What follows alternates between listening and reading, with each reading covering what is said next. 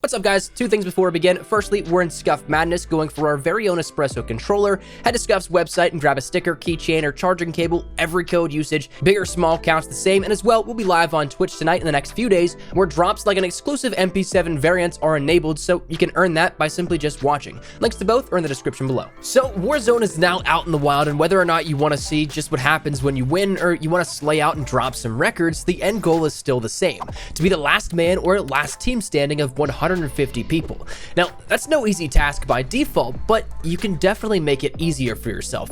Today, I want to discuss with you a handful of tips that I've found really help your gameplay scenarios and give you the optimal chance for survival and thus to win a match of Warzone. By the end of this video, hopefully you have some new tool sets at your disposal that will allow you to go into a match and pull out a few W's. So that said, as we go along, let me know your thoughts down there in the comment section down below. Do you learn anything new out of this video? Is there any tip you're going to directly translate over into your game? And also, let me know how you do overall. As well, if you are new to the channel, make sure you guys subscribe so you don't miss a single thing regarding all things Warzone. I'm having a blast with this, so I'm going to be throwing out a ton of tips and tricks and a bunch of stuff talking about Warzone to keep you in the know. But that said, let's jump into it. Firstly, to start out with the basics, some of the stuff at the very beginning and even before you jump into the match. You can set yourself up for success before you even jump into a pre-game lobby. Firstly, you can start out by checking out one of the new settings on offer with update 1.17 and the subsequent launch of Warzone. Firstly, consider changing your minimap to square instead of just circle. This new feature offers up about 15% more visibility of the area around you in that minimap that you have on your HUD.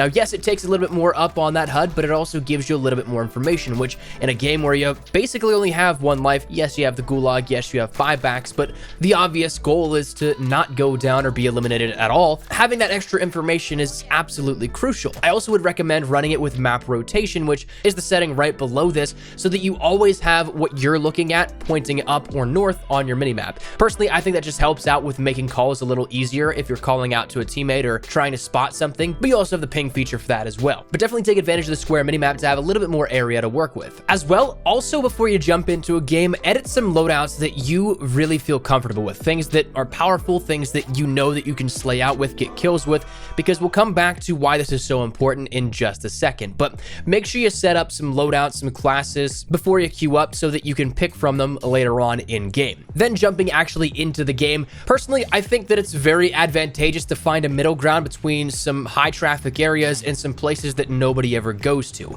Obviously, if you want to set up for the long run, you want to make sure that you don't die immediately, so I wouldn't rush to the very center of the hottest drops in the entire map, but I also wouldn't go to the very edge of the map either. To me, I like to find some places that may have some action, but also I know have a decent bit of yield for loot. Some of those places being Storage Town, Promenade West and East. Lumber's not half bad. Military Base can get a little bit of high action on it, but again, could have some relatively decent loot. But as much as I love the action of, say, Superstore, Hospital, Downtown, or someplace like that, that normally offers a lot more risk. So the long-term game of trying to play it for the win, you might compromise that a little bit. But drop in, loot up, and make sure that you get cash. Make sure that you can find as much as you can, whether you're playing solo, with a duo, or a trio. Load up on cash so that you can do this next part of buying a loadout drop. This is perhaps one of the most key things, I think, early game and also late game as well. If you don't die at any time, you don't get knocked and get sent to the gulag or need to be bought back,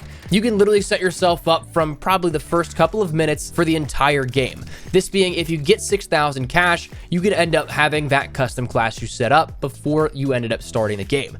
One thing that I would definitely recommend if you are playing with a group is just try and get as much cash together, but the moment you know that you collectively have $6,000 for that drop, that's when you drop all your money to that one person with the most cash or whoever wants to take it, whoever's closest to the buy station, and then you buy a loadout drop. This is something then that gives your entire squad that loadout and oftentimes weapons and equipment and even perks that are infinitely better than what you'll find on the ground. So loadout drops to me are definitely the move and definitely the one thing that you need to do early game so that you can set yourself up for the long-term game.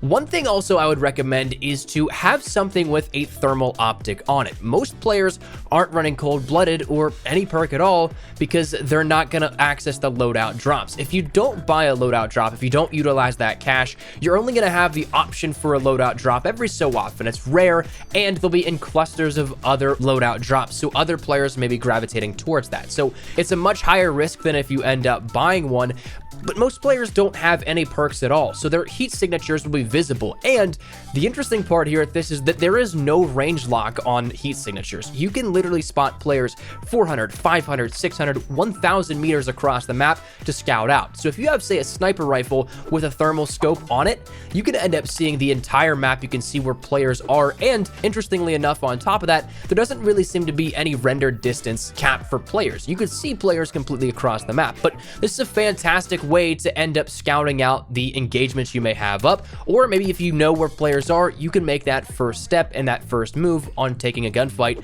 and securing some more kills. So this will give you much more knowledge and much more ability to capitalize on situations by having this equipped. Another absolutely must-use thing is simply buy stations. Buy.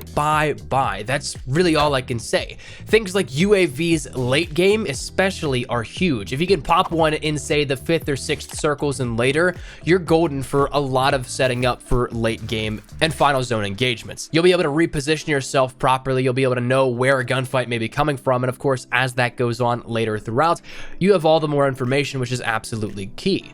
Armor is absolutely a key buy. It's a must buy thing. If you end up having one armor plate and you got cash to spend, absolutely do it. The armor disparity, I think, honestly, is the biggest part of imbalancing in this game right now. If you don't have armor, you're basically screwed. Buybacks are also key. You can end up getting your entire squad back if you have the right amount of cash, or if you have the time to loot for the right amount of cash. Self-revives are also something that can change the entire landscape of engagements. You may think that you have somebody down, but they may pop a self-revive and get right back into the action. Granted, they don't have the armor plates at that point, but it's still an engagement and gunfire you may not be expecting. So stuff like that is absolutely key and is definitely something you need to take advantage of. One thing before I jump into the mid and late game tips here with this is all throughout, make sure you're communicating with your team. Use the ping feature that's up on your D-pad and whatever you may have it bound to on PC. Always make sure you're talking. Always make sure you're calling out, always communicating, letting players know where either loot is or enemies in droves could be coming from. Make sure that you're talking with your team, and if you're queuing up with randoms, make sure again you utilize those things that if you don't have direct access to talk to them, utilize the ping feature and things like that.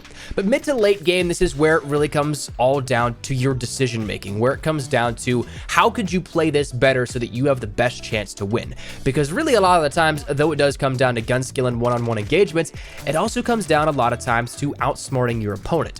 One big thing that I would definitely recommend is to play the rotations. Firstly, make sure you don't get caught in gas, because like we've talked about many times, gas hurts like hell. It hits like a tank, and if you have a gas mask, that's awesome, but it doesn't last you all that long before it breaks. But make sure you're playing the rotations, so not only for the fact that you won't take damage from players in the gas, because there likely aren't any, cutting down the visibility of what you need to watch, but also you'll be able to catch players on their rotations as well if you're heads up and you have the awareness, maybe scouting out with that thermal optic that we talked about.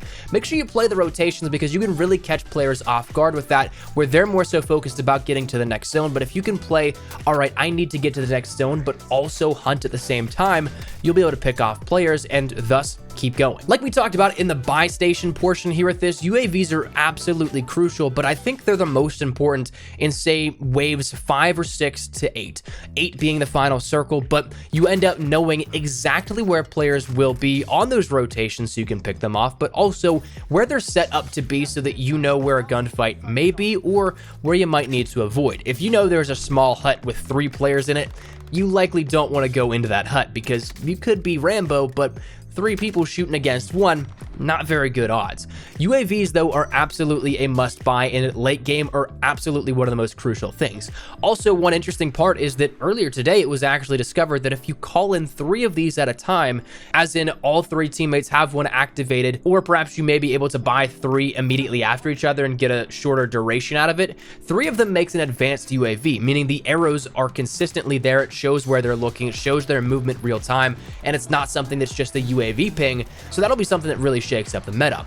And the final thing that I want to mention here, that really outside of coming down to your own gun skill and how each individual situation late game will present itself, one thing that I definitely think you should capitalize on is utilizing high ground. High ground is absolutely a key factor in a lot of gunfights. If you have somebody over a cliff, you got to try really hard to screw up that engagement, or they really need to play perfect with hitting their shots. One thing that comes to my mind is a perfect example of this is that I was in a 2v2 situation up above military base, but these players got stuck on the lower end of a cliffside. The zone eventually would close in and they'd be kind of left in there because they had no way out, but unless me and my partner really screwed it up, we were not going to lose that engagement, because if we looked down, they had absolutely no cover. We could back up. Theoretically, they'd have to push us even if they could get up the cliffside, but looking down on a player is something that takes away almost all the control that player has in the gunfight. It removes all cover and of course keeps them on their toes because they can't make that first move unless they say have a smoke that they can dip out. So it's absolutely a way to dictate pace, dictate engagements, and overall keep you alive for longer, which then in theory should hopefully get you to end game, to which it may just come down to a simple 1v1 of your gun skill, to which I believe in you, you got this, but up until that point, that's where we're at. So that is some tips here that I had and that I've found in the last 24 to 48 hours, depending on when you watch this, that have really worked well for me. At one point during yesterday, I was around top 40, I think, in the world for wins.